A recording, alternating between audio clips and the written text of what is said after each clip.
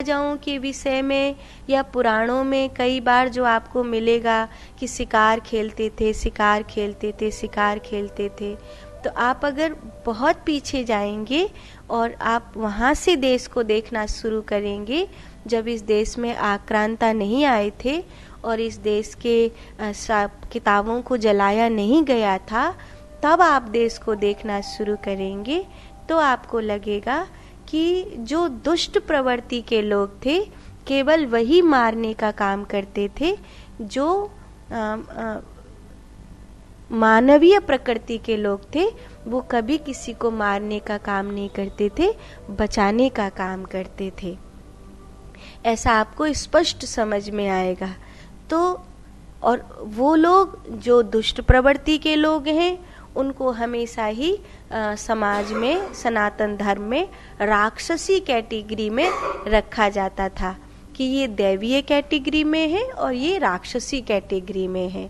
ये मानवता की ऊंचाई पर है और ये मानवता के पतन पर है।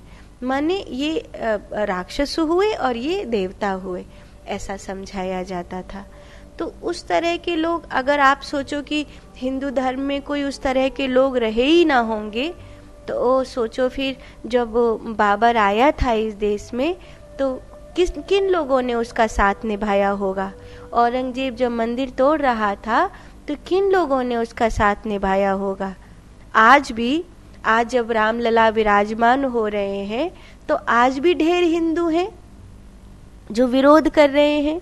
उनको दिखाई नहीं दे रहा है कि उनका आने वाला भविष्य खतरे में हो, उनके बच्चे बंदूक की नोक पर बैठे हैं, उनको या तो टोपी पहना दी जाएगी या तो सर कलम कर दिया जाएगा। दिखाई नहीं दे रहा उनको समझ में ही नहीं आ रहा कि गांव के गांव सिक्किम, असम, बंगाल से लेकर मणिपुरम, मिजोरम तक एक हिंदू नहीं बचा ढूंढने के लिए। उनको समझ में ही नहीं आ रहा है कि हुआ क्या है। अभी भी वो मतलब कौन सी दुनिया में है, किस भाई का चारा बनना चाहते हैं यही नहीं पता, कौन से भाई का चारा बनना है उनको यही नहीं पता। कई अभी टीवी पे देखते हैं, डिबेट करते हैं, तो समझ में आता है कि इन लोगों के लिए राम राज्य की जो परिकल्पना है, जो भारत को विश्व गुरु बनाने की कल्पना है, ये कैसे लोग हैं जो कहने को हिंदू हैं, माथे पर तिलक लगाते हैं और फिर भी षड्यंत्रकारियों का पक्ष लेते हैं और राम का विरोध करते हैं, सत्य का, देश का विरोध करते हैं। ये किस आतंक के साए में देश को ले जाना चाहते हैं। तो ऐसे लोग उस समय भी रहे होंगे, वो लोग अवश्य ही शिकार खेलते होंगे।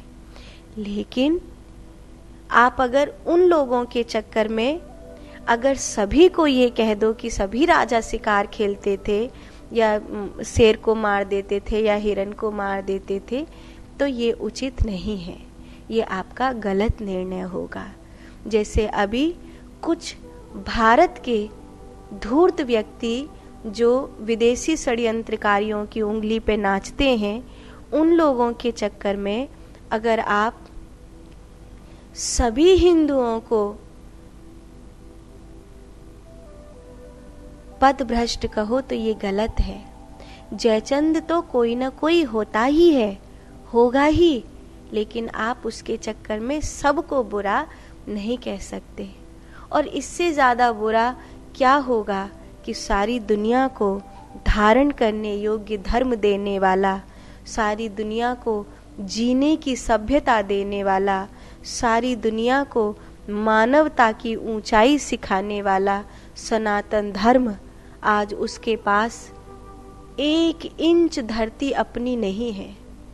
मुसलमानों के पास अपने देश हैं, बौद्धिस्टों के पास अपने देश हैं, ईसाइयों के पास अपने देश हैं, लेकिन बता दीजिए पूरी धरती पर कि हिंदू के पास कौन सा देश है, सनातन धर्म के पास कौन सा देश है।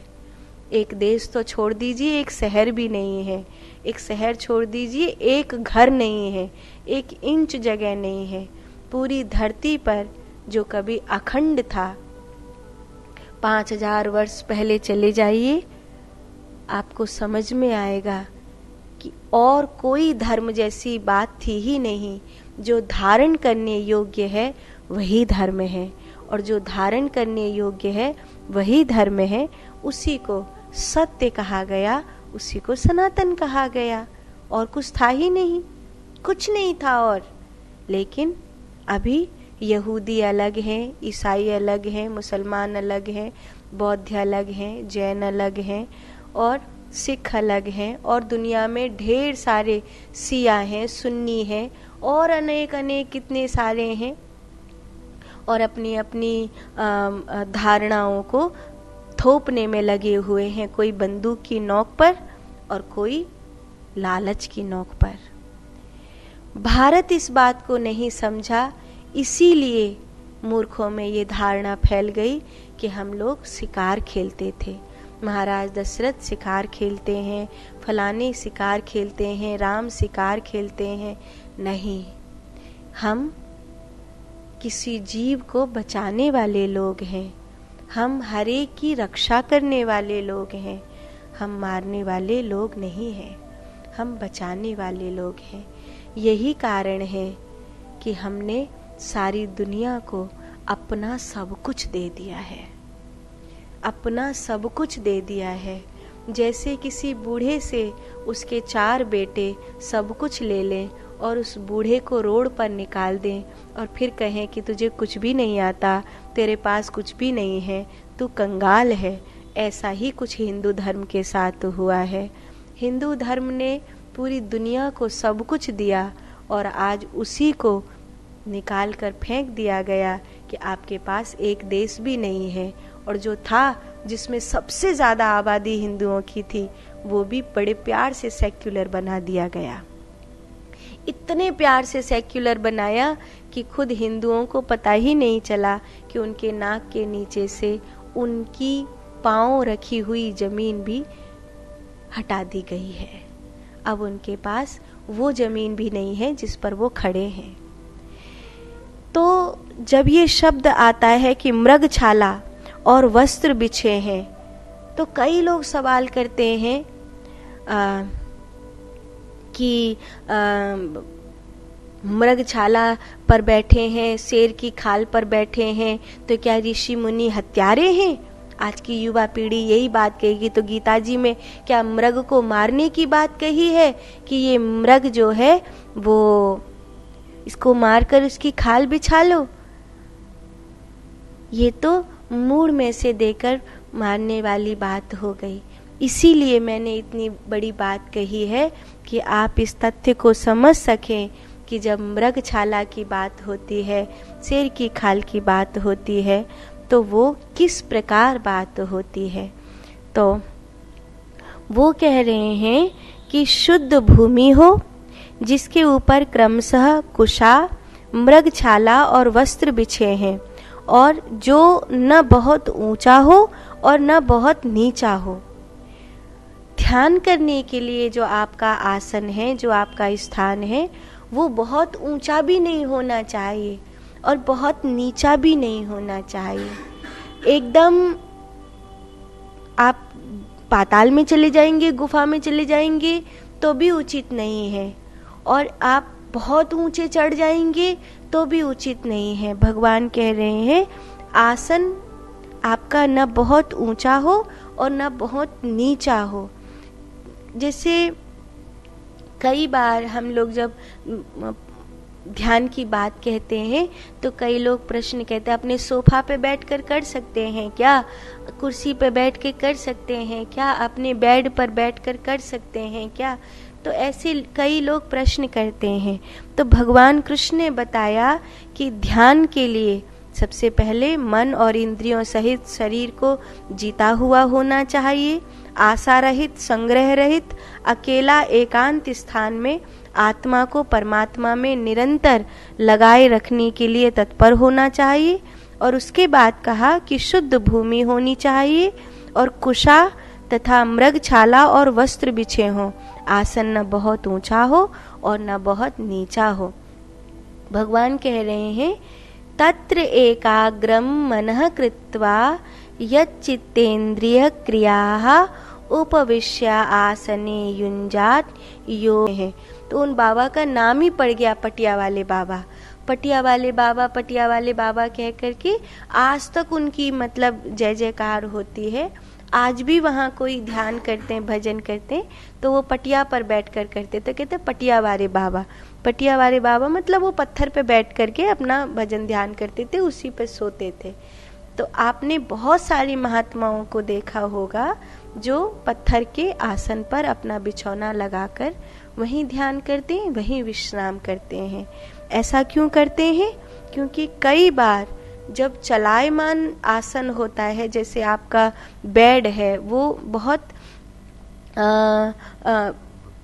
आपके शरीर को सुख देने वाला है, और खाट है आपके शरीर को सुख देने वाला है, लेकिन पत्थर क्या है, वो कठोर है, वो आपके शरीर को सुख देने वाला नहीं है। अब जब आप उस कठोर आसन पर, स्थिर आसन पर बैठे हैं, मीरा कहती है, सूली ऊपर सेज हमारी, सोवन किस विधि होए। माने हम इतने कठोर आसन पर सो रहे हैं कि हमारा सोना किस प्रकार होगा। संसार तो आरामदायक बिस्तर चाहती है, सब कुछ आरामदायक हो। भगवान कह रहे हैं आसन स्थिर होना चाहिए। आसन जब स्थिर होगा तब चित्त और इंद्रियों की क्रियाओं को वश में रखना आसान होगा, तथा मन को एकाग्र करके अंतःकरण की शुद्धि के लिए फिर योग का अभ्यास करना चाहिए। फिर योग का अभ्यास करें। योग का अभ्यास कई बार लोग योग समझते हैं, बस एक नाक से सांस भरी, एक से निकाली, हाथ पांव फैला लिए और कुछ इधर उधर कर लिया।